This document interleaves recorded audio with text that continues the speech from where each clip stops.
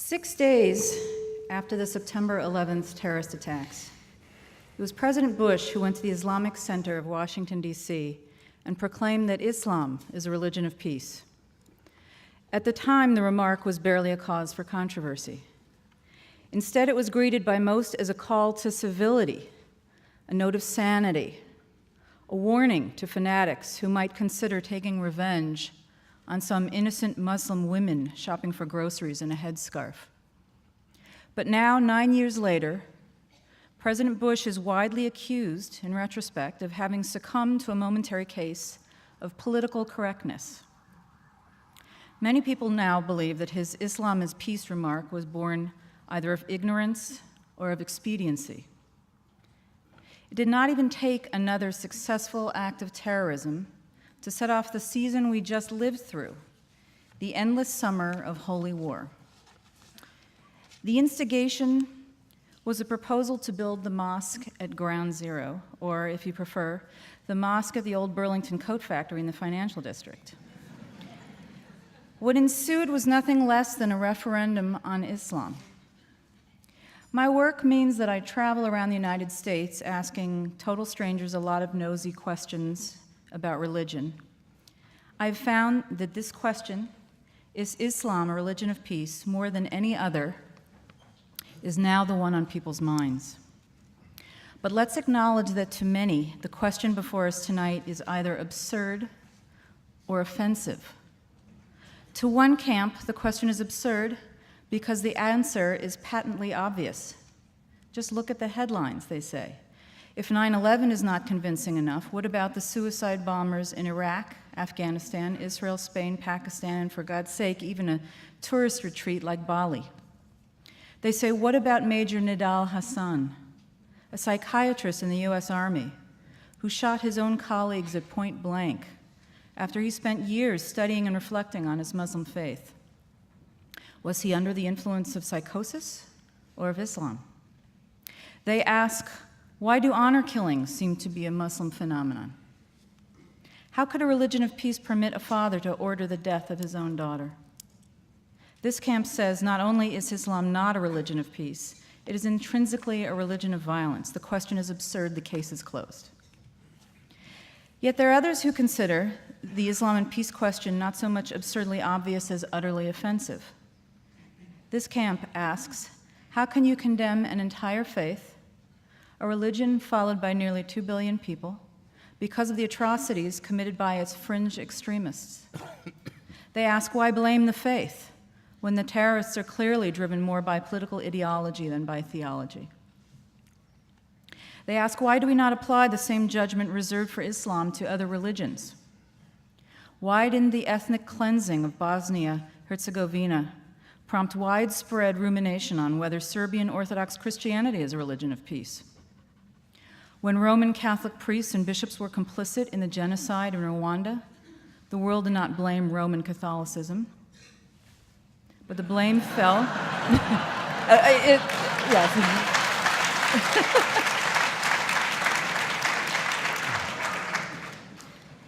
God is not great. But for most, except for your wide readership, the blame fell on a few rogue clerics. Why do we make such fine distinctions when it comes to religions, other religions, but not with Islam? This camp asks, isn't the Old Testament laced with calls to violence as explicit as those in the Quran? Why do we explain away the warlike verses in Deuteronomy and Leviticus as a product of their time and culture when we do not excuse the sword verses in the Quran? Whether you think the question before us tonight is absurd or offensive, no matter which camp you're in or neither, or whether you think it's appropriate, I'm hoping that what we accomplish tonight is to cause every one of you at least one disconcerting moment in which the preconception you arrived with is shattered.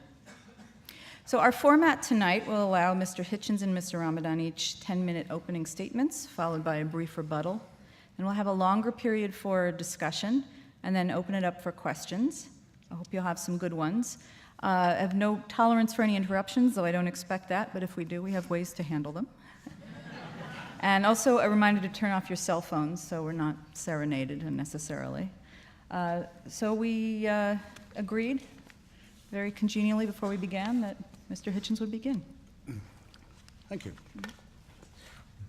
Let me.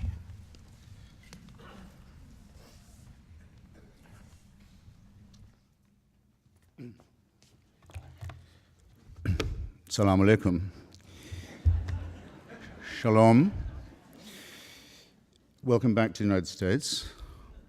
Thank you, Laurie, for your introduction. Thank you very much, ladies and gentlemen, for coming. I have to be brief, so I'll be terse. Like a number of people who are students of religion, I've spent a lot of time lately, as you should if you have the opportunity, I recommend it very highly, with Professor Dermot McCulloch's History of Christianity. Marvelous work of scholarship and literature, written by a mainstream believer, extraordinarily broad and deep, in which he ponders one very important question, the only one I've got time for now. What happened to the word Christendom? Remember, there used to be such a term. It used to extend across the world, and the hope is that it would extend even further. And it was unironically used to mean those areas of human civilization, and areas yet to be civilized, of course, where the word of Jesus Christ reigned or would reign. And it's all gone. The word is never used except historically or sarcastically now. And McCulloch doesn't say it ended because of the Crusades, though he could. It didn't. Crusades didn't kill it. Not because of slavery, mandated by Christianity. That didn't kill it either. Nor the mass murder of colonial subjects in the yet-to-be Christianized world. That wasn't sufficient.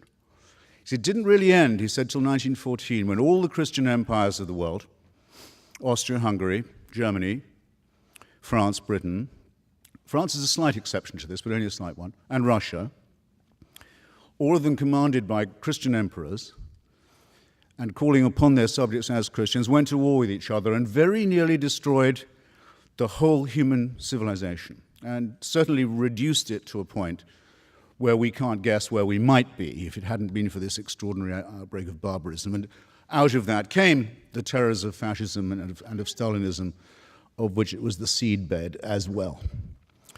I mention this partly because I want to maintain that there's no such thing as a religion of peace by definition. And second, to point out, and that its best historian has to admit something that if I was a Christian would make me humiliated. But because there was another empire involved in that war, the Ottoman Empire, which also came to an end, its other name was the Caliphate, the Muslim Caliphate. It went to war on the side of German and Austrian imperialism and Hungarian imperialism, and it lost not just the war, having proclaimed a worldwide jihad against Christianity, except for German and Austrian and Hungarian Christianity, which were its allies. And it didn't just lose the war, but by 1924 had been dissolved by the Turkish leadership, by Ataturk. It lost the Caliphate.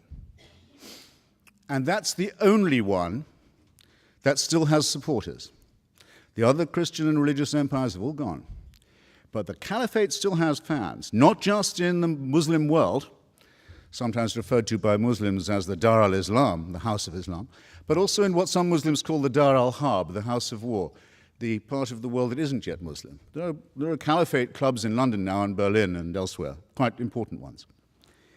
And what I want to know is why that is and what we should think about it. Believers in this fantasy have, Laurie's spared me the need to say much of this, have committed extraordinary atrocities in Istanbul, in Madrid, in India, in the Philippines, in Indonesia, and of course in our own fair city. And the pretexts for it vary. They can be, the excuse for the mass murder can be that Australia has helped East Timor become independent from Indonesia. They can be that Newsweek has printed a false story about the desecration of a supposedly holy book. You never know what it's going to be next. But everyone knows to be careful about it, and everyone understands that the threat of violence that backs it is believable. And that's my opening position. Now, you will say, I can hear it already being said, you may be saying it already to yourselves because the defense mechanisms kick in. And in any case, Laurie already said it for you. And I hope Professor Ramadan won't feel the need to say it again, but if he does, fair enough. You may say, that's not the real Islam. Those aren't real Muslims. Now, isn't that a fascinating objection? Is there anyone in this room, I exempt Professor Ramadan because it's his turn to speak next, is there anyone in this room who would care to arbitrate that question? Who is to say, where is the authority that defines who is a true son of the Prophet or true interpreter of his work? Part of the problem to begin with, and it's part of the problem because it is a religion, is that it's perfectly true to say we don't know who the true Muslims are. How right that is, who does speak for it. Only the second problem with defining Islam as peaceful, only the second problem with defining it as peaceful has to do with the fact that it's highly fissile and highly schismatic, that there is a civil war going on within it, the religion of peace. As we speak, at least one civil war between the votaries of this religion of peace is already taking place, and some of it is exported outside that world into ours, very salient fact. The first reason, though, is this. Islam makes very large claims for itself, very large claims indeed. It claims to be the last and final religion, the last and final revelation. When you see bumper stickers, everyone says you can't reduce major things to a bumper sticker. It's not my idea to have bumper stickers saying Islam is the solution. It's a well-known slogan, actually, of parties associated with the Muslim Brotherhood. They say Islam is the solution for everything. It takes care of all your life and the one to come. Sexuality, political economy, banking, diet, relations with other religions, everything. It's a total solution. What is creepy about the word total? I hope I don't have to tell an audience like this. It's the first 5 letters of the word totalitarian. It's absolute. It's absolute. It's all-inclusive. It's unanswerable. And oddly, for a religion that makes such large claims, notice another thing about Islam, it doesn't particularly like having these claims questioned or scrutinized. In other words, just as there is with all religions an inverse relationship between the claims they make and the evidence they can produce for them, you must have noticed that, with Islam, a younger religion, and perhaps therefore more in its first flush, there's an extraordinarily strong willingness to say that any challenge to its absolutist claims is by definition profane. And profanity and blasphemy can be the antecedent to very severe punishment, and often are, for Muslims and for non-Muslims. And this is not a road of peace, in my submission. Thus my first point completed. The claim to govern everything from hygiene to sex and the afterlife, which contains detailed prescriptions for the good and bad versions of itself, again strikes me as somewhat totalitarian, and they're both based upon 2 very, very questionable and not very peaceful concepts. One is the idea of a perfect human being, the Prophet Muhammad, and the other is the idea of a perfect book, the Quran, the recitation. Now, the category perfect human primate or mammal and the category flawless book that could possibly not use any kind of change, revision, or editing are categories that do not exist. There are no members of these categories. Therefore, any challenge to this faith is bound to lead to heresy and to schism, and does. And just as all forms of absolutism and totalitarianism, leader worship and revealed truth, unalterable text, always do, because they can break, perhaps, but they cannot bend. And thus the latent potential of violence between them, among them, as well as within them, is very great. And at any moment, someone is in danger of being accused of being an apostate or an unbeliever. This week, the Coptic Pope of Egypt, Pope Shenouda, who represents 10 million Egyptians, was hustled onto Egyptian TV. He's not asked on all that often. I don't think he was even asked on this time. I think he was told he'd better come on.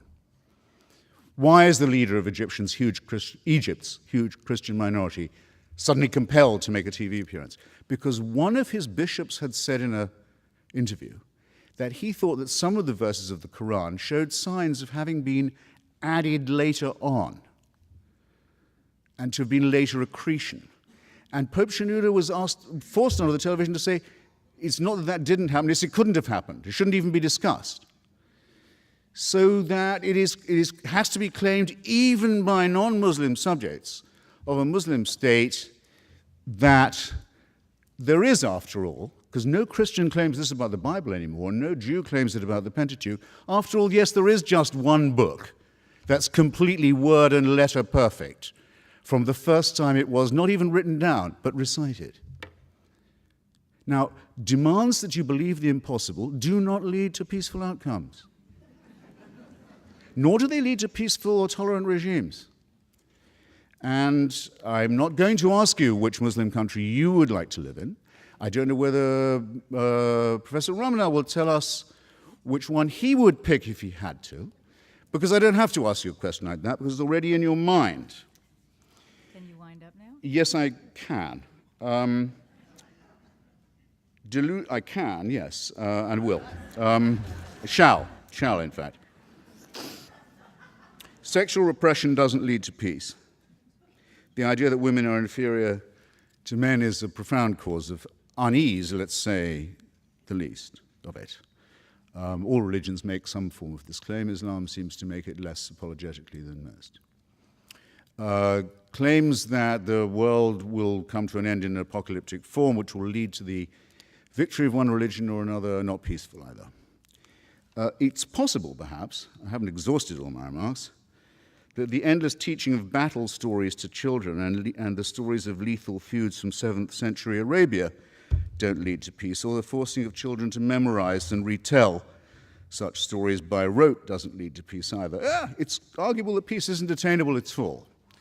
It may be arguable in some forms, that sometimes in places that religion isn't even desirable, but it will not come by the fanatical adoption of a man-made text and a man-made supreme leader.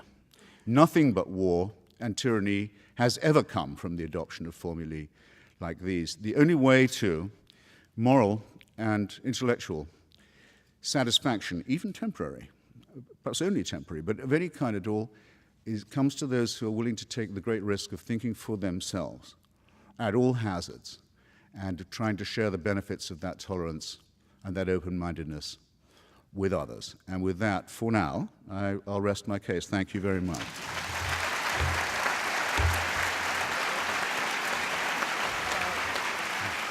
12 minutes for yourself.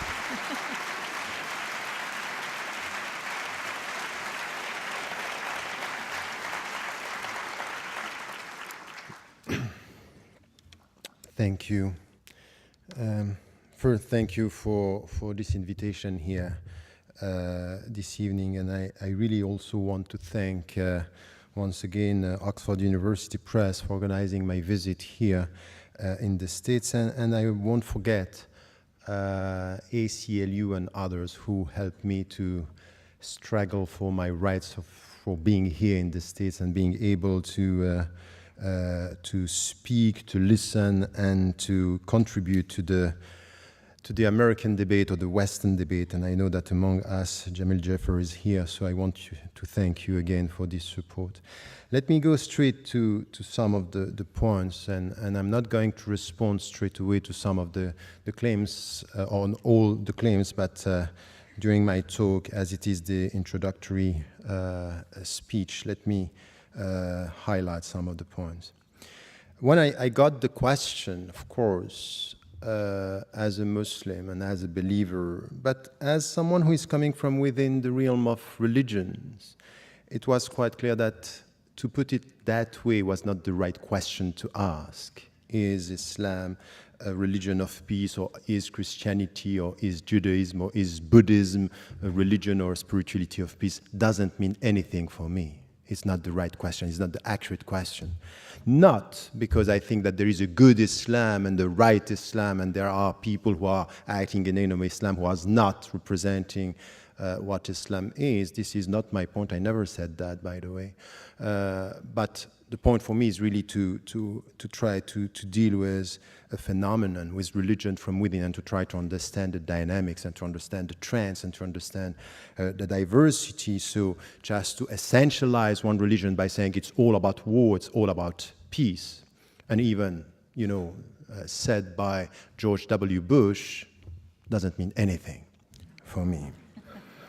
So this is one point which is important, but religions, and all the religions, and Islam among all the other religions, are dealing with human beings. And if you deal with human beings, you deal with violence and you deal with peace. You deal with violence, because human beings, by definition, have to do with violence. They have to deal with aggressivity, with wars. And to expect from a religion not to tackle the issue is just to dream of something which is not going to happen. All the spirituality, go for Buddhism or go for the Bhagavad Gita, you deal with violence. So this is it. Now, what is the answer coming from religions and from trends when it comes to violence and to peace? This is the right question for me. Do we have something which is coming and helping us to go towards peace? This is, for me, the right question. So now, once again, when I have people speaking from outside, and it's especially the case these days when it comes to Islam, is we speak about Islam and we speak about, something which is a religion that is perceived through one window or through one interpretation, and we very often take what is visible through the media. But Islam is as complex as Christianity and Judaism and Buddhism and Hinduism. It's a diversity of interpretations. Yes, you are right. The Quran is for the Muslims the very word of God. But many interpretations and many ways of dealing with the books. The problem is not the book, the problem is the reader. Is the way, no, we have only 10 minutes. So, this is why when, for example, you take a text, and you can do this with the Bible, with the Torah, the Gospels, it's always the same. Tell me the way you read, I will know what is in your mind, but not for sure what is in the text. And this is something which is the starting point of a serious discussion in theology. Because I don't like all these intellectuals and philosophers and even journalists. They are very keen on understanding the complexity of philosophies and the simplicity of religions. That's not right. And the one to blame sometimes are the religious people themselves, because the way they present their religion is something which is all of dream and hopes and not dealing with the reality, which is a complex reality. And this is where I think we have to come to a better understanding. So very often when I deal with such topics, I just have to start with the very beginning. We want to deal with the religion, let us speak about religious issues and religious understanding, not to avoid the starting to just to come to newspapers and headlines. It's not going to help us to understand religion just to go for what is happening in the world. Let us also understand the fundamentals and then come to some of the translation, the historical experiences. Because as much as you can speak about September 11, you can speak about the 16th century under the empire, the Ottoman Empire, which was a great civilization with a diversity, Christians and Jews and even non-believers working and living together. We are always speaking about Andalusia. But we can prove everything with history if we don't get a sense of what are the principles we are talking about. So, for example, coming from a religious viewpoint, I wouldn't say Islam is the religion of peace. I say Islam is a religion for human beings. It deals with peace and it deals with violence. And it helps the people to go from violence towards peace. It's a way towards peace, but it's not a peaceful reality, because we are not peaceful beings. We are all in tension just to get that inner peace in us, and this is the starting point of the Islamic philosophy of human being, is really to start with your own self. Look at your heart and tell me if you are at peace or you were at peace. Peace is a process through which you have, it's a process that you get at the end of a self-education. Educate yourself to get this inner peace. This is coming from the universal message of all the religions. You get this in Buddhism, before even speaking, or not even speaking about one God, but you get it in Judaism, you get it in Christianity. Educate yourself to get that peace. So you have to deal with your inner wars and tensions. So this is the way we have to deal with the issue about peace. And the starting point is spirituality. Why? Because at the end of the day, it's really something which is important. And this is the difference that you can find between Islam and the Greek tradition. If you come back to Socrates, Socrates was saying your body in itself is bad. And this is why you have the soul helping you to educate your body and to master your body. In Islam, there is nothing like that. Your body is not bad, is not good, and your soul is not bad, is not good. It depends on what you are going to make out of it. It's your responsibility because you are free. Your dignity is in your freedom, and you have to use your freedom to make it bad or to make it good. Take the good decision for your body, that's good. Make the bad decision, that's bad. So it's all a question of educating yourself with your own body. And it's exactly the same when it comes to the understanding of the world. So this way towards peace, it's based on education. It's based on a spiritual way of dealing with yourself. And you know what is the meaning of that? The very essence of what I'm trying to translate now is jihad. So this is something which is coming from the classical tradition. And once again, the classical tradition is helping us understand jihad is resist the bad to promote the good. And the bad is in yourself first. And then you will try to get the good. And to get the good is this inner peace. So jihad is not the way towards war, it's the way towards peace. Because you have, as a human being, intrinsically to deal with your inner wars and inner tensions. It's exactly the same in the world, that what we have to do, you will find something which is the will of God. What is the will of God? Diversity. He made you tribes and nations in order for you to know each other. But you know the risk of diversity? It could be lots of knowledge and potential wars. So you have to educate yourself to live with others and with this diversity to know each other. So you can look at Islam saying, you know what Islam claims? It's the last and final religion.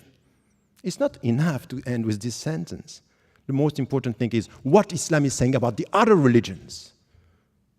That you have to remove them from the earth? No.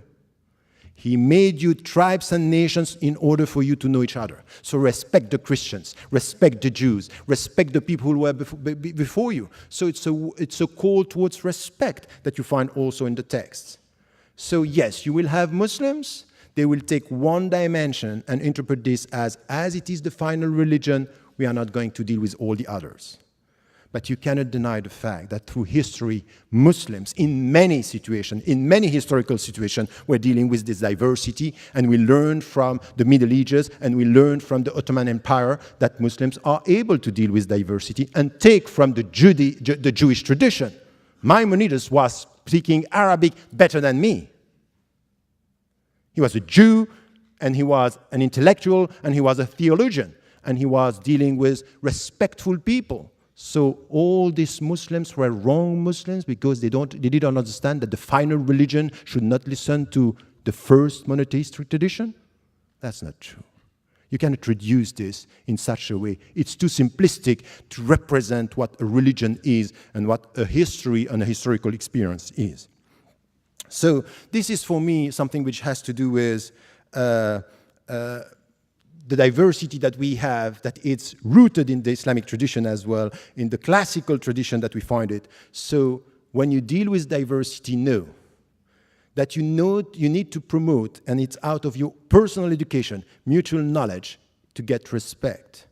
But you also have to deal sometimes with oppressors and people who are going to try to take over, and you have to resist. And this resistance, in order to reform the world for the better, is the very meaning of jihad. Now, once again, I will never deny the fact that some Muslims some theologians, in history and now, are using some of the verses in a way which is, for me, unacceptable. And you know, I go even further than that. Just after September 11, when I was invited by Time, I came here and I was asked about this. I said, you know what? It's not only not good and not Islamic, it's anti-Islamic what they are doing. It's against my religion. It's against the principles. So I'm not saying this is the good religion and this is bad. I acknowledge the fact that they are interpreting the text in a way. But what I'm saying from where I am, from within my tradition, is this is anti-Islamic. This is not the right way to deal with the text. So you cannot reduce this into something which is, oh, the only right Muslims are the Muslims who are acting the way I believe Islam is, meaning bad. I think it's not fair. It's not a discussion that we can have. So let me come to my conclusion here.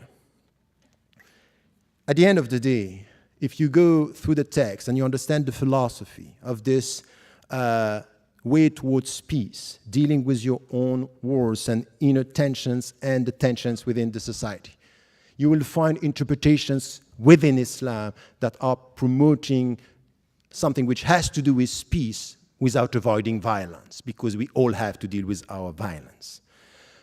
This is something which is important, and in history you will find the examples for this and for that. So don't rely on history. With history you prove whatever you want. But at the end of the day, this is exactly the case for all the philosophies. All the people who are promoting human rights, we all have to do something which is out of humility to check our people. Because with the best means, you can promote the bad or the worst attitude. In the name of human rights, we want to kill people. In the name of human rights, we can promote and support the war in Iraq and Afghanistan, where so many innocent people have been killed. And I said it from the very beginning, never forget that the blood of an Afghani or Iraqi innocent man or woman is as valuable as the blood of an American innocent man and woman. No discussion about this. So the best ideology in the name of human rights, in the name of democracy, could be used by people to promote the worst. So let us be humble, instead of criticizing one religion and one ideology, to know that in our universe of reference, you will find people using our texts, our values, sometimes for the good and sometimes for the bad, sometimes for peace and sometimes for war, sometimes for dignity and sometimes for money, sometimes for protecting freedom and sometimes for geostrategic interests.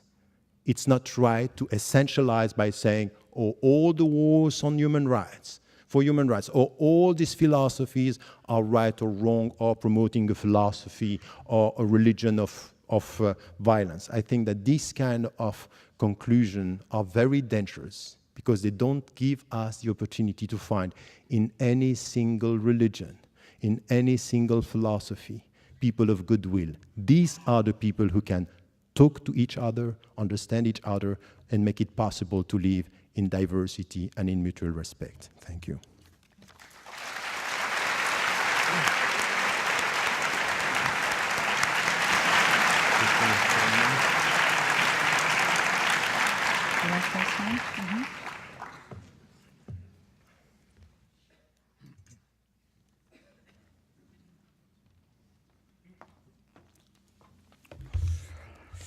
Well, I also don't think that the motion, if that's what it is, chosen for this evening, is a particularly good one. But I knew about it as long as Professor Ramadan did, and I did at least agree to speak to it, in spite of that reservation. And I make this not just as a point of self-pity, but because, for example, someone in this great city who's become used to making nice these days, Imam Rauf, who describes himself as both founder and visionary of whatever the downtown establishment is now to be called, wrote an article, I'm pretty sure it was on the eve of Yom Kippur, for the New York Times, in which he said, when you think about it, this is one of the most hand-washing statements I've yet heard him make in the Make Nice department. When you think about it, our word, Islam, is almost exact translation of your word, shalom. I didn't say it. I've never heard anyone else say it. It isn't true, among other things. Islam may have some relationship to the word salam, which can have some relationship to the word prostration or religious observance. It may. But we know what Islam means, is intended to mean, and does mean, is surrender to God. Acceptance of God's surrender, sometimes translated as submission, but in any case, the resignation to the divine will. Again, not, in my opinion, a prescription for peace, but that isn't my only objection to it. I don't think that abjection or fatalism or the prostration before a divine, or let alone before holy men who are interpreting the book, is a recipe for good health of any kind, mental or physical, since we're talking about the Greek concept of the body and of the spirit and of virtue. Just to get that out of the way. Now, you're right. I was surprised to find myself saying, Professor, when you say that the problem is not the book, but the reader. In the case of the Quran, that is certainly true of me. It's true probably of every book I've ever read, that there are difficulties I have with it or capacities I don't have with which to approach it or understand it. But if I'm reading the Quran, I certainly say, well, I can't tell whether this book is the Word of God or not. I can only doubt that there is such a thing. But I can hope that this was a bad day for God. Can't I? And I can hope to live in a country where I can say that and get applause.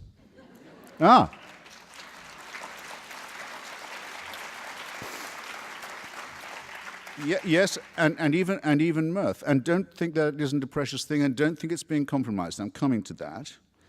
I don't like the idea of a paradise reward for martyrs. Don't like it. It's not me somehow.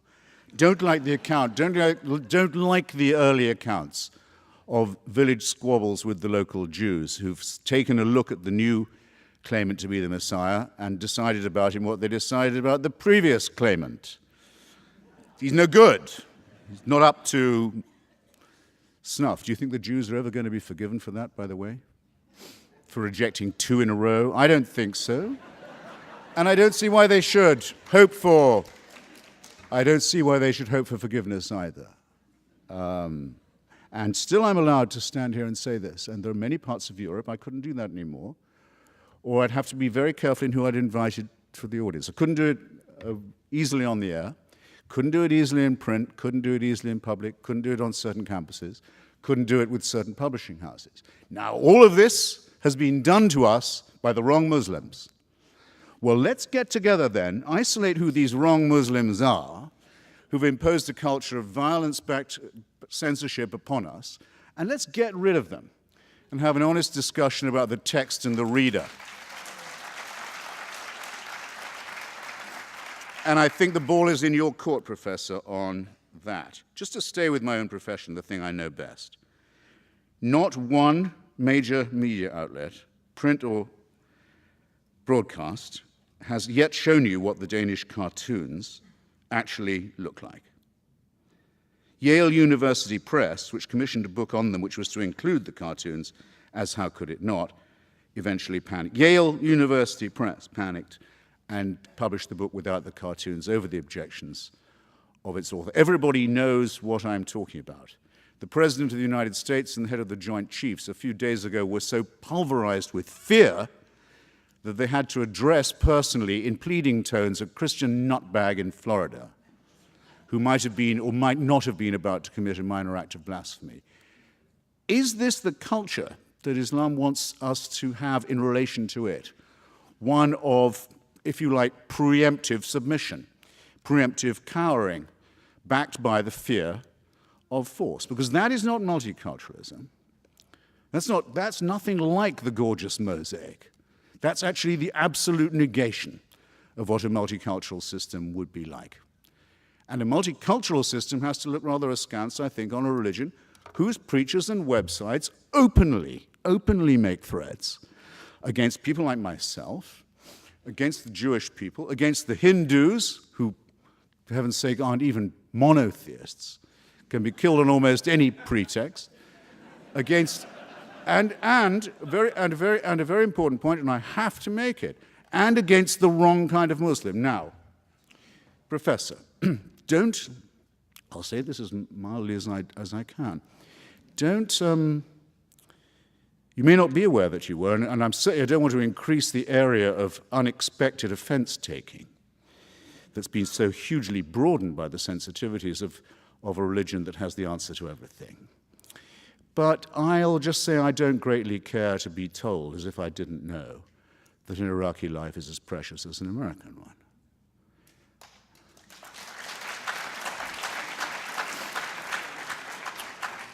And as someone who's visited Iraq quite a lot, had the occasion to think about it a good deal, I wonder if you could mention anything the United States has done in Iraq that is remotely as criminal, as sadistic, and as violent as the blowing up of the Mosque of the Golden Dome in Samarra.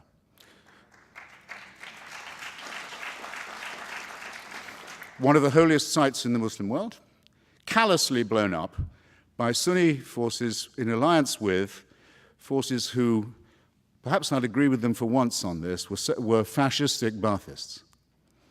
Probably they got the weapons and the high explosive from them. That makes it worse, surely.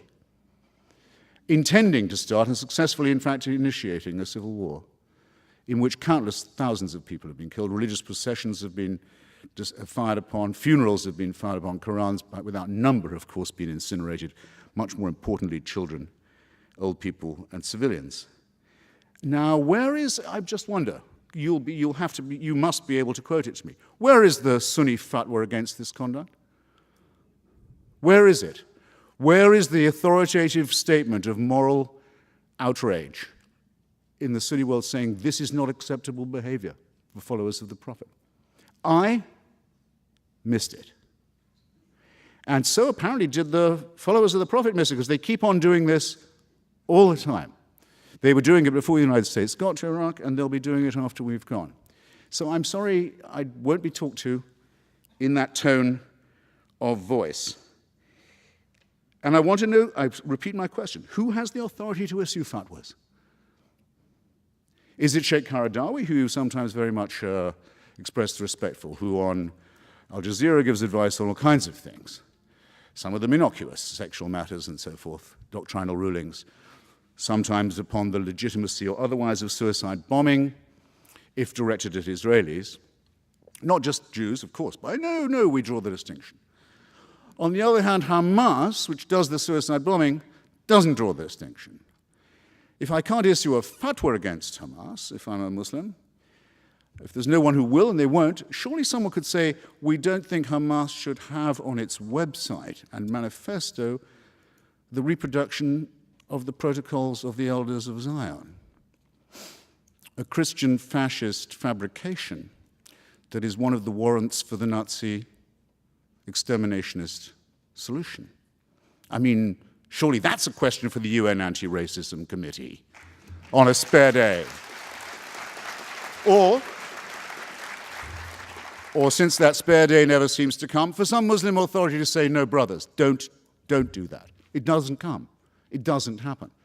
Look on the website, it's still there. Now, you would do better, I think, Professor, if you identified yourself as a member of a very small and critical and endangered minority.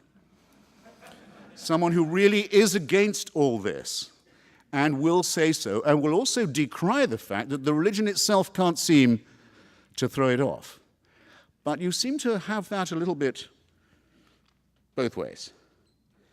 Now, I'm going to have to very well. stop you so we can get to Yes, the so then my closing statement is this. If you want diversity as much as the professor does, as much as I'm sure many people here do, religious diversity, cultural diversity, what you need for it is this. You need a secular state with a godless constitution like this one.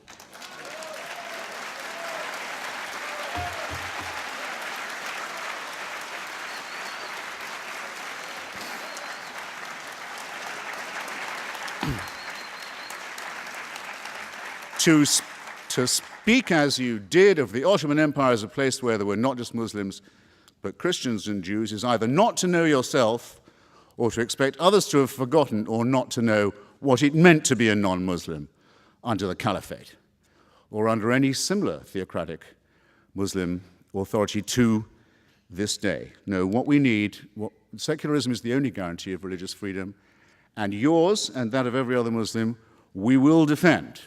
But you won't be surprised that we have some questions for you in the meanwhile. Thank you.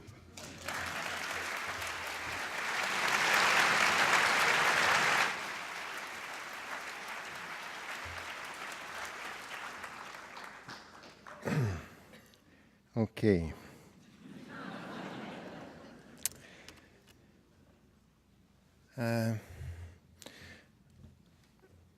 You laughed a lot, make laugh the people.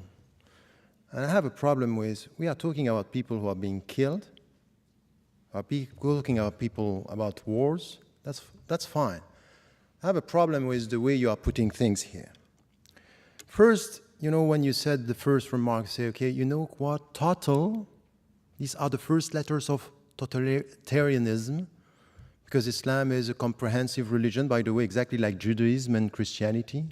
I never met a rabbi, a Christian, telling me you are with God on Saturday and with the devil on Monday, or what's that? But in Islam, it's as if it's all together. It's a very simplistic way of dealing with Islam. It's a comprehensive religion, but there are rights of God and rights of people, and you have to differentiate, and it's very old. Come back to Alain de Libera, the French philosopher, telling you, you know what, separating authority between what is to God and what is to human being, it's coming from Islam. And this was taught and translated into Christianity in the Middle Ages, exactly the opposite of what we think. You may disagree, but at least acknowledge the fact that there are many interpretations in history that say Islam is this totalitarian. What's that? These are the first letters of autocratic. It's not an argument. It's not serious. And as I said, yes, we are talking about reading. And by the way, it's for all the texts. It's the same for the Marxists. You know quite well about the Marxist tradition. And you know what some Marxists did with the text? It means that everything that Marx wrote was bad? No. Once again, it's a serious matter here. When we are talking about interpretations, I mean it. I mean that, yes, there are people using the text in a way which is not, and you have historically to acknowledge the fact that you yourself might have read some of the text not in the good way. So this is the second point. About now the cartoons and some of the things that you were referring to. You know, look at the Muslim majority countries and look at the Muslims and the Western Muslims. And if you look at the reaction of the Muslims living in the States or living in Europe, you cannot just say Islam was one that all the Muslims are reacting the same way. By the way, the very month of October when the whole story started, I was in Copenhagen and I said to the Muslims, take a critical distance and don't be involved in this. You don't like it, but let it be, because this is freedom. The point is that you are not making because you are reducing something which is, oh, the cartoon was all about freedom of expression. You don't speak about the instrumentalization by politicians and governments in Muslim majority countries and even in the West about the whole story, because this is too complex to be put in. So many authorities, many scholars, and then you come with who are the Muslims who are able to speak.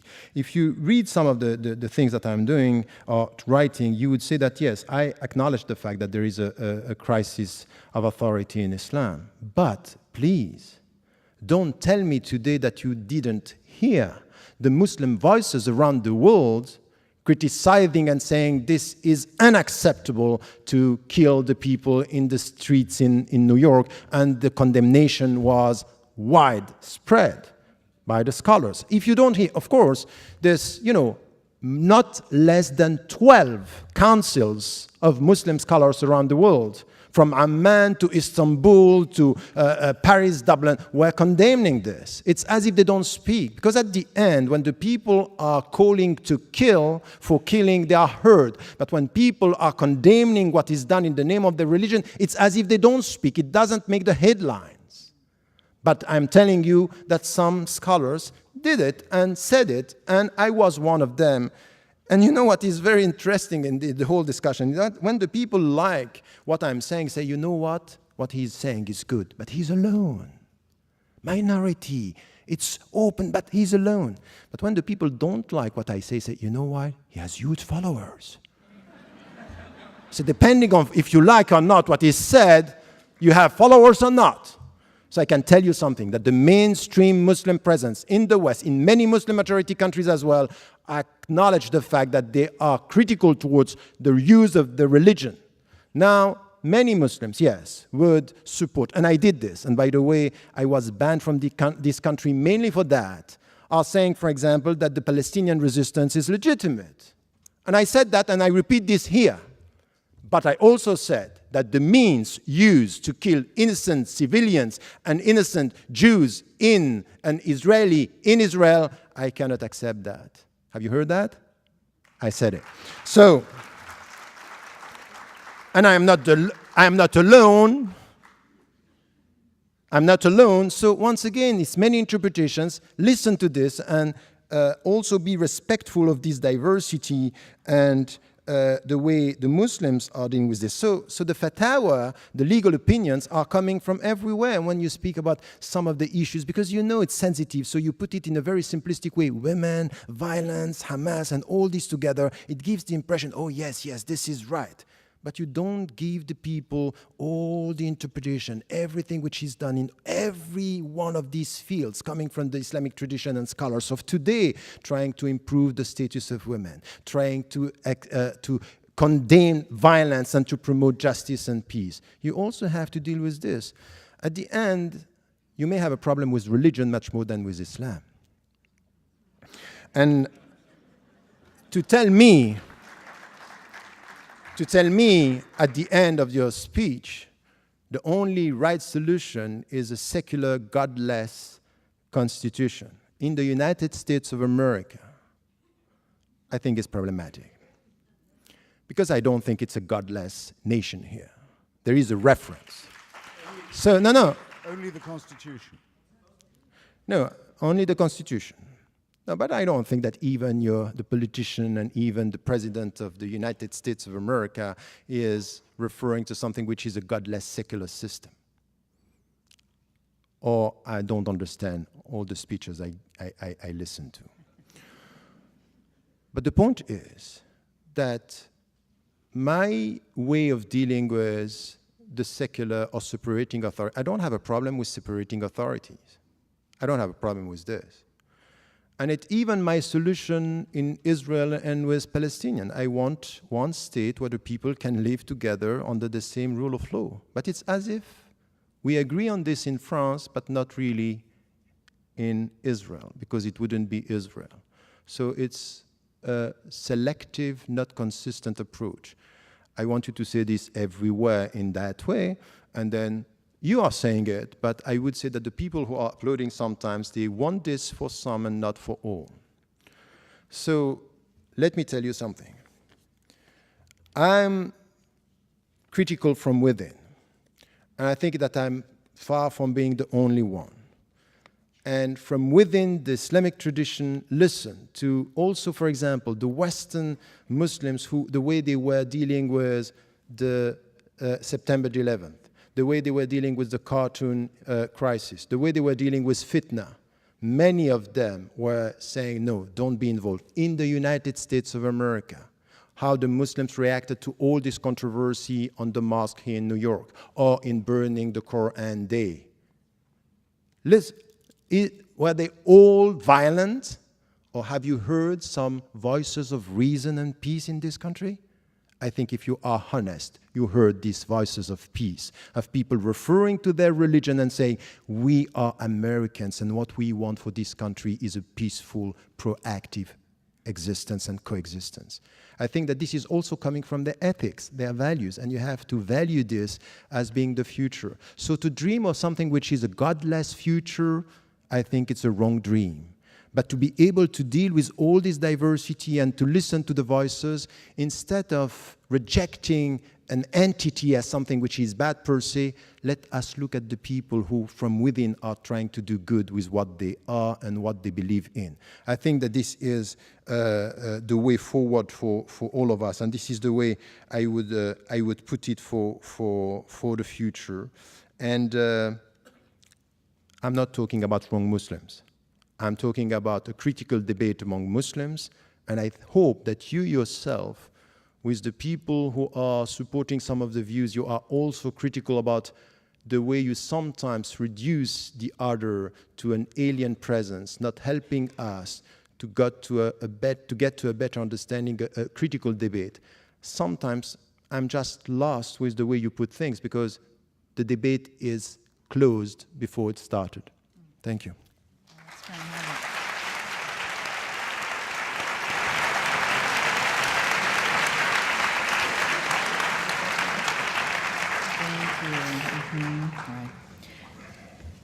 We're going to try to get to the core of some of what you raised, and then get to some questions.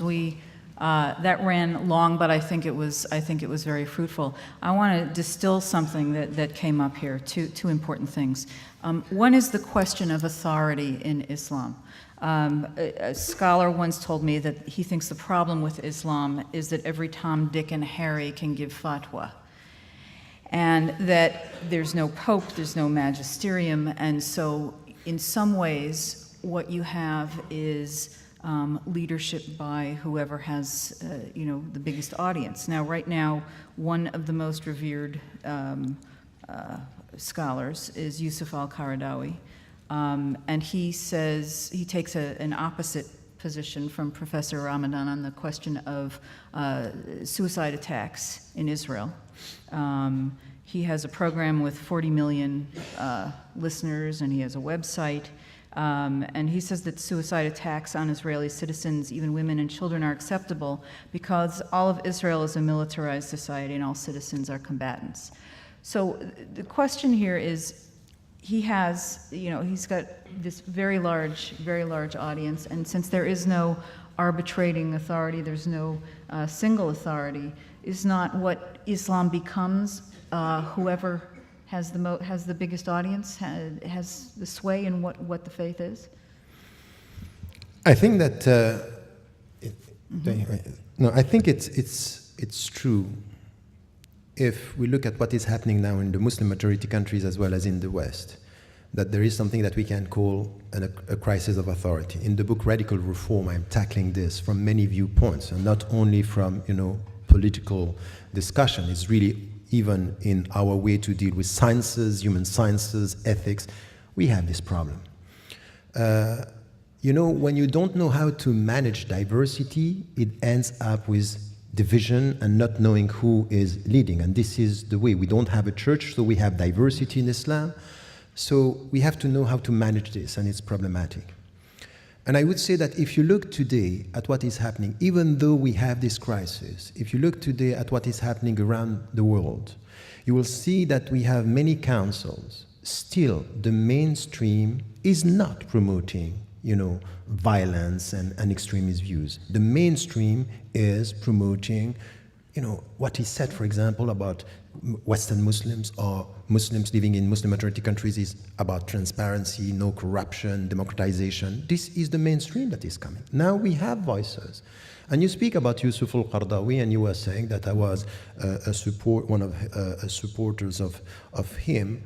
I have one position in everyone and everybody I'm dealing with, in history, in the past, and as is in the present.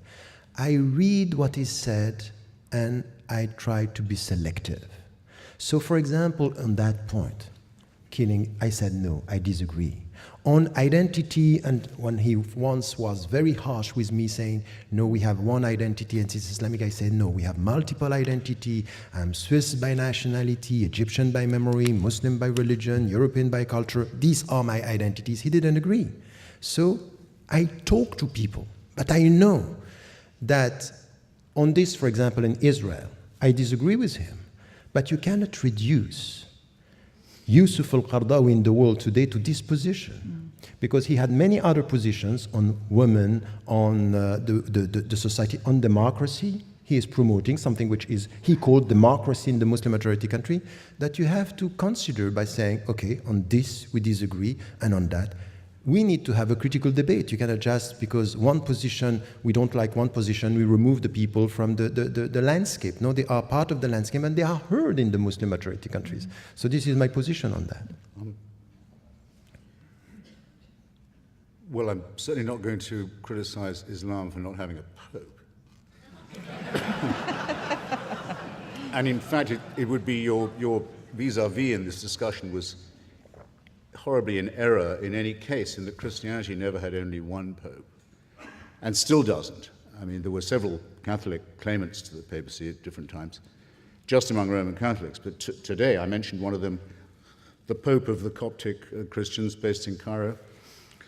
The Eastern Orthodox don't call their leader the Pope, they call him the Patriarch, but the Christian world is full of Pope types, usually anathematizing one another. The Pope is just the word that innocent Americans use for the man who claims to be the leader of the Roman Catholics. So I don't think it's possible, in fact, to have a moral authority within religion, because I think the two things are so sharply divorced. But this doesn't lead to just chaos, because, and it certainly doesn't lead to the dictatorship of minorities or extremists. I'll give you two examples quickly. In the case of the moral blackmail of Denmark that was backed up by a physical threat to destroy its economy and burn out its embassies across the world, well-coordinated attack of sabotage against a small European democracy. The organizing group was a thing called the OIC, the Organization of the Islamic Congress. Groups all the Muslim countries in the world. It's an increasingly powerful lobby at the United Nations, hopes to pass an international resolution forbidding all criticism of religion, all forms of blasphemy and profanity. Every ambassador of those countries in Copenhagen went to Mr. Rasmussen, the Prime Minister of Denmark, and told him, under the threat of violence, he should change his law so as to allow him to determine what went into the Danish newspapers. And when he said he couldn't do that, things got a lot worse. Now, that's the ambassador of Egypt, and the ambassador of Turkey, and the ambassador of Algeria, important countries, in the case of Egypt, containing an enormous Christian population, coming to you as if they spoke for a religion. Either this claim is true or it is not. It's self-evidently not true, but it is certainly made. Let's be in any doubt about it. And let's have any doubt that it means to extend its influence over the people who are sitting in this hall. Second, very quick, the fatwa against Salman Rushdie, in other words, the offer of money to suborn murder for the crime of writing a work of fiction in his own name by the spiritual leader of Shia Islam, that's what the fatwa meant then, means now, was, after the murder of many people, associated or not with the publication of the book, repudiated ostensibly by the Iranian government after long pressure and lobbying at the United Nations, about 10 years ago, I think that was. But I've been since then, I've had the pleasure of going to Friday prayers at Tehran University, twice, to hear the sermon. And on both occasions, there were banners and slogans saying that the Imam's holy sentence against Salman Rushdie will never die. It hasn't died with the Imam. Khomeini's death warrant will always be carried out. Not, I think, a very good use of the premises of a university. I can't speak for whether it's a good occasion for Friday prayers or not. Well, it brings me to a second point. You see, there's something shady involved here. Some people say that Islam and Islamists give themselves permission to lie to non-believers. It sounds like the sort of vulgar, paranoid thing that an Islamophobe would go around saying, doesn't it? It's very easy to disprove, except that it hasn't been, as that example will just illustrate. And these are not minor threats. These are threats to the very core of what we believe is the essential thing for a society, which is the ability to ask questions, to read the books we choose, to pursue unfettered investigations. And these are flatly negated by the claims of a religion that says it is the answer to everything. Can I respond to this? Yes. Because really, I think that Is No. this the taqiyya question? No. The taqiyya question is no. The point is, on the cartoon issue, the way you are translating things is problematic. Let me just come to some of the facts here very quickly. The first thing is that it happened in October that the cartoon were published. Between October till January, nothing happened. And I met the Muslim organizations in Denmark, and I told them, and many were of the opinion, don't react. The ambassadors of Muslim majority countries and Arab countries mainly asked the prime minister to meet with them. He refused. And my position that he made a mistake here, because he should have met them, telling them, I have no say in this. It has to do with freedom of media. This is not of my business. He didn't do this. They took it as humiliation. They went back. They bought the tickets. No, but look. Easily. No, let me finish, because we will come to the point here. They went back and they bought the ticket of a group of Muslims, among them Muslim leaders in Denmark, to go to Muslim majority countries to just present what was done. Tell me, Egypt is ruled by Islam? Is it Islam which is used there? Mubarak is a secular president, isn't it? Syria is a Muslim leader or is a secular state? All the main societies where the government used this, because you know what happened, is it's easier to use the people to tell them against the West you can demonstrate, but not against the government, which is an autocratic government. So it's not religion, it's political instrumentalization of popular emotions against the West just to make it a religious issue. You cannot just avoid talking about political instrumentalization of countries where there is no democracy. And these countries are not Islamist countries, they are secular, autocratic countries. On your third point, I can't possibly disagree with you. Of course, there's a great deal of opportunism and demagogy, and I'm certain hypocrisy as well. And in fact, I will say that I've heard you and seen you saying that before, and I agree. I don't think I would classify a country that hauls the Christian leader of its minority onto the TV to say, no, it's not possible, there could have been any exactly the same political instrumentalization. No, to give you a trivial example. Instrumentalization. No, I would not. Nor would I describe the Alawite regime. It's an Alawite sectarian regime, not a secular one, that is funded by Tehran and is the funder of the murder gang Hezbollah as secular either. No, don't insult me. Not that it really hurts me that much. I don't feel humiliated or anything. All right, No, we're going whereas apparently, to take some apparently the questions. leader of a proud country like Egypt, when a demand he makes to interfere in the internal affairs of Denmark is not met, feels I'm sorry, just to end this discussion for me on my side is the only fact that you acknowledge that there is a political instrumentalization of religion and you say, I'm right, that's enough for me. This is exactly what I mean. Good. Can we wind that one up? I actually think that... And earlier you were trying to tell me what Karl Marx said on the subject. Yeah. That's your job. Was that a valuable exchange? I think that was worth hearing out. But I know that there are people in the room and also listening in from the satellite sites who want to have some of their questions asked. And a few of them are along these lines, and they actually are aimed at you, Mr. Hitchens, because of your ringing endorsement, really, of a secular society and atheism.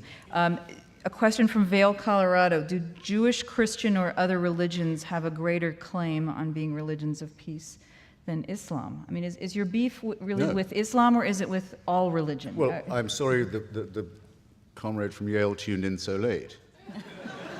I mean, late enough to miss the first 4 or 5 minutes of my 10-minute introduction, which was devoted to a close exegesis of Professor McCulloch's realization that Christianity had out-genocided and out-warred and out-crusaded itself, finally by 1914.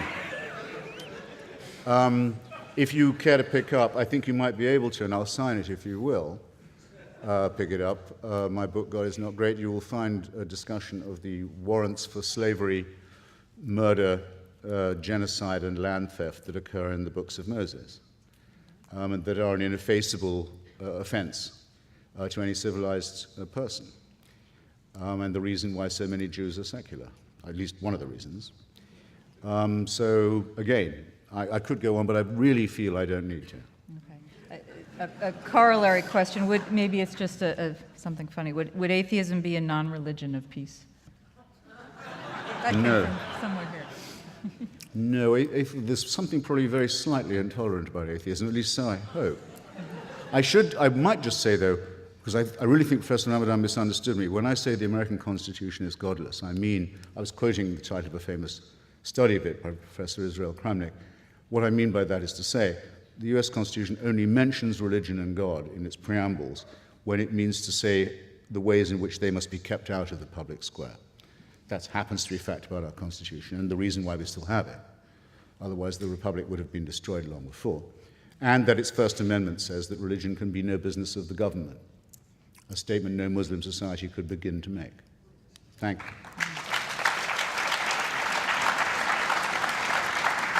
But once again, you can just refer to the Constitution and you will have Muslims just referring to text and avoiding the practical consequences and sometimes the policies that are promoted in one country. And remember that the previous president, George W. Bush, was talking when going not for the same reasons as you, or not from the same source, because you were supporting the war in Iraq, but he was doing it in the name of God. So the Constitution here is not preventing someone from within to speak in the name of God, even if he's supporting exactly the same thing that in the name of the peace that you are promoting, you were for the war in Iraq. I can't imagine you're going to defend President Bush here. Well, from that, from that charge, I can. No one was ever summoned to vote for the war in Iraq in the name of God, and the president's own church, as well as every other Christian church that I know of, was opposed to the war, for whatever little difference that might make. None to me. I think this one is for Professor Ramadan. Why are there no progressive Muslim majority countries with rights for women and homosexuals, etc.? Go ahead. No, I think that, once again, if you look at the Muslim majority countries, we cannot just have something which is a monolithic vision of what is happening. What is happening now in Muslim majority countries is really, before just looking at some dimensions of, the rights of women within, or the rights of homosexuals, for example, is really to look at the situation in the whole society and the way it's progressing. Now we have the great majority of the Arab countries, they are under dictatorships. There is no freedom. Religious or secular society, this is the same for all. So if you look at this and you are expecting from within an evolution in this society, forget about it. Look now at what is happening in Turkey. Turkey is changing, moving towards something which is a more democratic system. And you see within that are rights and discussion and critical discussion that are possible. So I would say that you cannot essentialize history and say the Muslims cannot do this. It's evolving and it's changing, and it depends where you can have this kind of discussion. And the first, because there are priorities, the first is really to go towards democratization and transparency in the Muslim majority countries. And if you go to Indonesia, even though we are far from a perfect system, you have much more discussion in Indonesia today about the principles, the critical reading of the text than you have in Arab countries. So I would say it's evolving, there is no status quo, and now what is also interesting is look at what the Western Muslims living in democratic system, when they can express themselves, when they are enjoying freedom and they are not under the political pressure, what they are producing as the Islamic contemporary thought. It's moving. We are talking about citizenship. We are promoting women's rights. We are promoting the rights of the people to live and to be respected without discrimination. So look at the different historical setting and you can see that it's moving and it's changing, and there are new answers for new challenges coming from Muslims. Are you saying Turkey is moving in a progressive direction as it becomes more Islamist? Is that what you're saying? That's quite interesting the way you translate what I said. Yeah. It says much more about what you think than what I said. But Well, wait. let me finish. You said it was moving in a more she- progressive direction. No, what I said is that even the people who are now leading the country, that they are referring to Islam and they were perceived as Islamists, now we don't know how to call them. Are they Islamists or are they moderate Muslims or are they ex-Islamists? The point is that no one here can deny the fact that not only the government, because we can be and we should be critical towards the government, but the people around and the intellectuals in Turkey and within even the party, you have new thoughts and they are coming with something that we didn't see even in the Muslim majority countries, in the Arab countries. So speaking about the rule of law and democracy and transparency, separating and promoting what they are trying to promote, and to be in tune today with the European principles. And I would say this is the only thing for me which is important. If, for example, Turkey is abiding by the European rules, they should be able to integrate European Union, and not what we have now, because it's a Muslim majority country. We don't care about what they are trying to do. So don't reduce Turkey to labels. There are dynamics, there are people who are promoting things that are quite interesting. I went there many times, and I can tell you the women in Turkey, the Turkish women, for all the trends, not only, from the secular, for the Islamists, everywhere, they are promoting a better understanding of Islam, a better acknowledging and resisting discriminations and trying to work for more autonomy. And I would say this is what I said and this is what I promote. Well, actually, I agree with you that there was a very ossified, Ataturkist, bureaucratic, intolerant system that to some extent has been opened by the challenge from Mr. Erdogan's party. But the reason why Turkey continues to be looked on askance by so much of Europe is not because it's a Muslim majority country. It was a Muslim majority country long before the European Union was formed. And no one's just discovered that. The faith of most of its people is Muslim. It's because of legal and political reasons. One of them is continued illegal occupation of the Republic of Cyprus, which is already a member of the European Union, and the expulsion of a large proportion of its population, reduction of them to refugee status. Erdogan's been worse on that than his predecessors.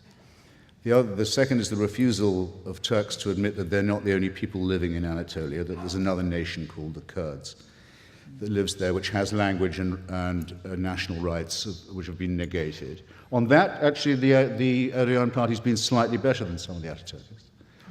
And the third is the continuing campaign of falsification and lying about the massacre, the genocide of the Armenian population.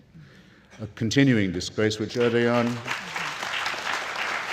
Okay, we won't. Which Let's not linger in Turkey too long. Has spoken of in the most thuggish possible terms.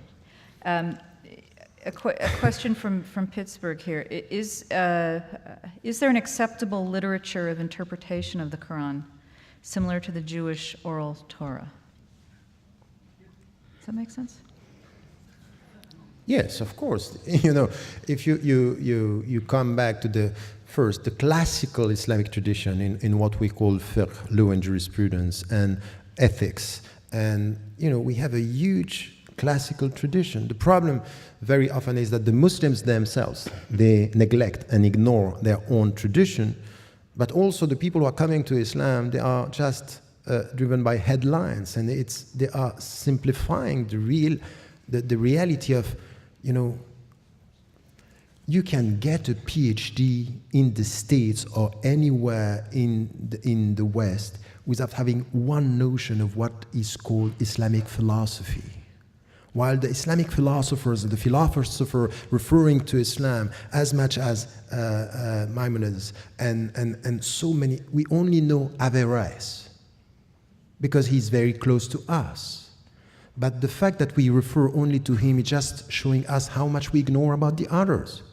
Do you know that Descartes, who came with the rationality and doubt, himself read the thesis of Abu Hamid al-Ghazali, who was talking about doubt, and doubt as a sense of getting certitude and knowledge.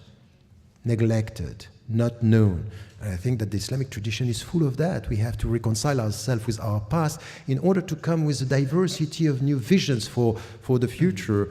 And I think that this is missing for all of us. I would say that this neglectfulness towards history and tradition is a problem within the Muslim universe of reference as much as it is for Christianity and Judaism and all the other great philosophies and religions. We have a few questions here. I don't think we can avoid this tonight about Sharia. It's become a kind of an assumption among many Americans now that what Muslims are really after is the imposition of Sharia in every society in which they live, even Muslim minority countries. And it's not a lot understood about Sharia, but what is known is that crimes such as adultery, blasphemy, apostasy, and homosexuality are punishable by the death penalty. And to Westernize, this seems like a whole legal system that's a violation of human rights. So what is the intention with Sharia, especially for Muslims living in the West? Is the idea that eventually we get there and we all live under Sharia law? You know, this is a legitimate question, and it's an important question. Because many Muslims living, not only in the West, by the way, throughout the world, you have Muslims, they deny this. They say, no, they don't understand Sharia, or they reduce Sharia to the penal code, and sometimes it happens. But Sharia is not the penal code, and still with this, that it's not only the penal code, we really have a problem with the understanding of Sharia by Muslims, and the way it has to be understood in our time. And once again, many interpretations here. You have some Muslims, and you cannot deny this. Their perception of Sharia, it starts with the punishment, and then it goes towards social justice. Because you punish, you go to... And this is, for me, once again, problematic, and I'm critical of this, but I cannot deny the fact that you have a tiny minority of Muslim scholars, they think like that. In Nigeria, in Saudi Arabia, in Egypt, everywhere. You have another understanding of Sharia, which is we start with social justice, and then the punishment is part of the whole process. And my position, I wrote many times on that, for example, in Western Muslims and the Future of Islam, the understanding of Sharia is the way towards faithfulness, in which way we are faithful to some of our principles. So it's not a closed system. Muhammad Abdu in the 19th century, when he was studying, he was under the British colonization, and we don't want this colonization, we want them out of our country. But the parliamentarian system is the best for us as Muslims. It doesn't contradict our system. And he was of the opinion that the democratic system is not opposed to Islam. So you have trends saying this. My position on this is that Sharia is the way towards faithfulness, it's the way towards justice, it's the way towards mutual respect and living together. So this is why, for example, when I read the American Constitution or any European constitution today, and it is said all the citizens, men and women, black or white, should be treated equally by law, this is my Sharia. I'm not going to change this. So the point for me is when the principles are respected, and the principles of justice is something which are not two systems that are opposed, they are principles that are common, that we can live together. So this is where, from an Islamic viewpoint, from within the Muslim communities in the West, you will see that the mainstream position coming from all the Muslim organizations in the West is we abide by the law of the country, we are loyal to our country, and we act as active and responsible citizens within the country. And the only thing that we can say today is look at the facts and the figures and not only the perceptions, because I was shocked at what I got as an image. I didn't think that this could happen in the States, what we had with the community center in New York by people saying Islamization of America. I saw this in Europe. I thought it was impossible to have it here. And then it came here, meaning that the people are scared, there is a great deal of mistrust. These people are silently colonizing us. So this is where the Muslims, and this is why your question is important, should come and say, look, We are American citizens. We abide by the law. We respect the Constitution. We want to be treated equally, mutual respect and equal rights, no discrimination for any religion or no religion at all. This is the way it should be. And if you look at facts and figures, millions of Western Muslims today are just abiding by the law, and they got the 3 L's that I'm talking about in the book. Is the first, they abide by the law. The second, they speak the language of the country, English as you speak English, or German or British, they speak the language, and they are loyal to the country. They want the best for their country. This is what it means to be a Western Muslims or Western or Muslim Europeans or Muslim American. And I think that the Muslims should also speak out about what they want, but they also need to be heard when they say things like this. Because I have been repeating this for 25 years. And after 25 years, what I get is, smart guy. He has a double talk. He say this, but he means something else. So if someone is telling you always, when you say something, that you have something else in mind, there is no discussion. This is, once again, the end of the discussion, because the point is that there is no trust. There is no potential discussion and critical discussion. And by doing this, let me tell you something which is also important. It's very counterproductive. Because at the end, there is no dialogue. It's not possible to talk, because if you talk and say, oh, you talk in a good way, it means that you have bad intentions. And if you speak in a bad way, oh, now we know your intentions. So what do you do? What are you going to do? Could we accept that as a closing statement from you and let Mr. Hitchens make his? Oh, good. Because we've gone over? So That's fine. I think that's a fine closing statement. Thank you.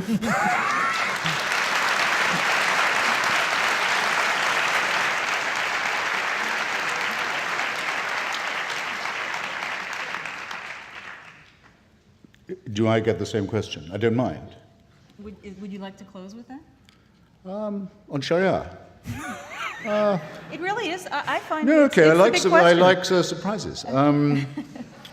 Well, Sharia just means law. I mean, all people who say Sharia law are making an elementary mistake, and of course it's not the case that every thief has their hand lopped off in Muslim society, or every adulterer gets stoned. And, so, and I'm perfectly sure that's not just because it would diminish the labor force so radically, or so to speak, disable it. I think it's more because of something I've claimed to notice elsewhere, which is that religion is man-made. And so there are enormous discrepancies in how these things are promulgated and also how they are enforced. And most countries and societies come quite early and easily to the conclusion that their own religions are, in one form or another, not really practicable. After all, in Saudi Arabia, a woman can't even drive a car, whereas in Iran she can vote, not for much, but she can, as much as a man can, let's say. Her vote can be stolen and degraded as much as her husband's or her brother. There's an infinite variation. I don't know. I can't shake what I saw once on the BBC from someone whose career in London I followed. I don't know if you know him. You wouldn't like him. A guy called Anjum Chowdhury. He's a very well-known noisemaker around London, complaining about secularism, Judaism, all this kind of thing, and he'd been in trouble with the law a few times, and was interviewed on the BBC, went on about how nothing would change until the green flag of Islam was flying over Downing Street and Buckingham Palace and so forth. And was asked, I thought quite mildly by the BBC interviewer, he said, well, if this is the way you feel about Sharia and about total Islamic rule, wouldn't you feel happier moving to a country where they already had it? And which is, a polite question, but a rather cheap one. But still, what didn't prepare me for the answer? Chowdhury looked straight at the guy and straight into camera and said, what makes you think this is your country?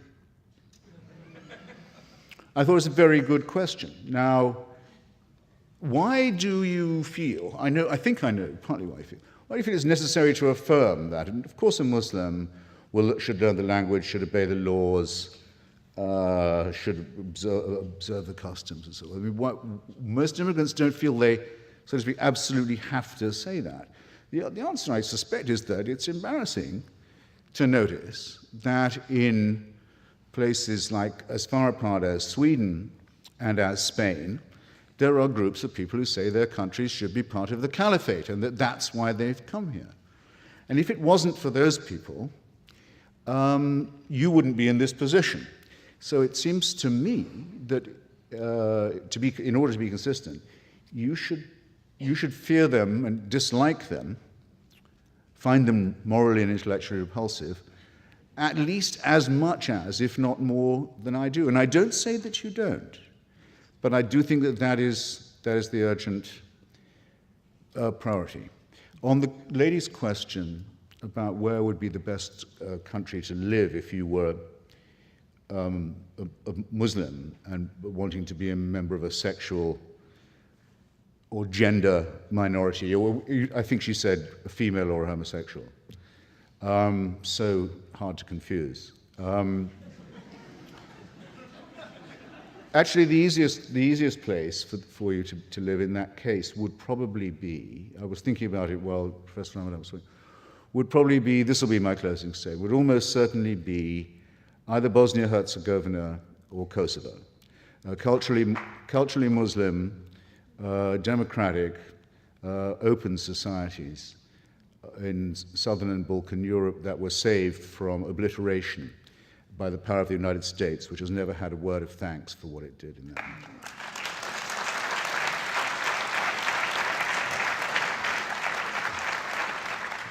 And which remains a secular country with a godless constitution.